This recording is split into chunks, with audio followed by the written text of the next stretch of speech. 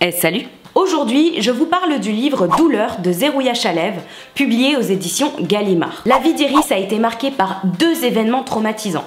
Le premier étant sa rupture avec son premier amour, avec lequel elle s'imaginait pourtant passer le reste de sa vie et dont elle ne s'est jamais vraiment remise. Et ce terrible attentat dont elle est victime alors qu'elle conduisait ses enfants à l'école. On retrouve Iris 10 ans après les faits, alors que sa blessure commence à se réveiller. Cette dernière se rend vite compte qu'elle est à un croisement et qu'elle va devoir choisir une direction pour continuer sa vie.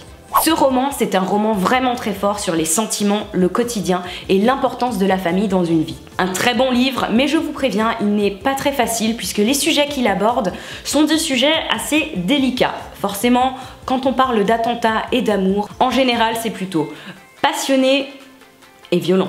Et on poursuit avec L'illusion délirante d'être aimé de Florence Noiville, publié récemment en poche aux éditions Point. On va suivre l'histoire de Laura, qui est une personne qui n'a rien à envier à son prochain. Elle a une vie de rêve, et pourtant, le jour où elle va faire rentrer dans sa vie une ancienne camarade de la fac, qu'on va nommer C tout au long du bouquin, les choses vont un petit peu basculer du côté obscur de la chose. Mais Laura ne va pas mettre très longtemps à mettre un mot, et surtout une maladie sur ce comportement, Clérambault.